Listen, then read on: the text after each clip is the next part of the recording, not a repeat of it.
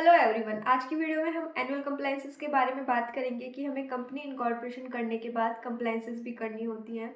हर साल अगर हम ये कंप्लायंसेस नहीं करते हैं तो हमें पेनल्टी लगती है। ये कंप्लायंसेस करनी क्यों ज़रूरी है?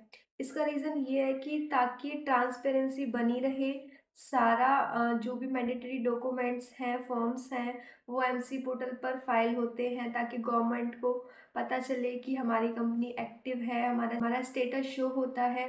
जैसे हमें बोर्ड मीटिंग होल्ड करनी होती है, एजीएम कंडक्ट करने होते हैं, फाइनेंशियल स्टेटमेंट के रिगार्डिंग फॉर्म फाइल करने होते हैं, एनुअल रिटर्न फाइल करनी होती है, ऑडिटर अपॉइंट करना होता है।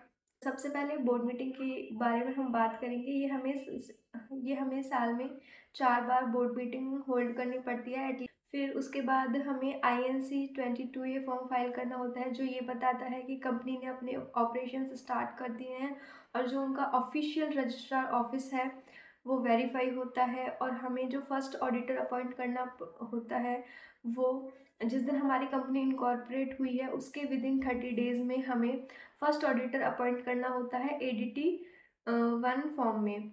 और जो हमारी फर्स्ट बोर्ड मीटिंग होती है वो भी हमें डेट ऑफ इनकॉर्पोरेशन के विद इन 30 डेज़ में होल्ड करनी पड़ती है। उसके बाद हम एजीएम की बात करेंगे। एजीएम का मतलब होता है annual general meeting. Annual general meeting हमें जो कंडक्ट करनी होती है वो हमें फाइनेंशियल क्लोज होने के विद इन 9 मंथ्स में कंडक्ट करनी पड़ती है। उसके बाद जो हर साल हमारी एजीएम कंडक्ट होगी वो हमारी विद इन 6 मंथ में कंडक्ट होगी। उसके बाद जो हमारी एजीएम कंडक्ट होगी वो विद इन 6 मंथ में कंडक्ट होनी चाहिए। फिर उसके बाद जो AOC 4 फॉर्म होता है वो फाइनेंशियल स्टेटमेंट्स के रिगार्डिंग होता है जिसमें balance sheet, profit and loss account, notes to account, ये सारी चीज़ें होती हैं जो हमारी एजीएम कंडक्ट करने के विद इन 30 डेज़ में फाइल होना चाहिए। और उसके बाद MGT 7 फॉर्म होता है। वो होता है एक्सेप्ट स्मॉल कंपनीज और OPC को छोड़कर ये और सारी कंपनियां MGT 7 फॉर्म को फाइल करती हैं जिसमें एनुअल रिटर्न्स होती हैं। और MGT फॉर्म 7A में ये फॉर्म स्मॉल कंपनीज और OPC कंपनी के लिए होता है। उसके बाद जो हमारा सब्सिक्वेंट ऑडिटर होता है वो अपॉइंट होता है एजीएम कंडक्ट करने के विद इन 15 डेज में। और जो MGT 7 और MGT 7A फॉर्म है वो हमारा फाइल होना चाहिए एजीएम कंडक्ट होने के विद इन 60 डेज में।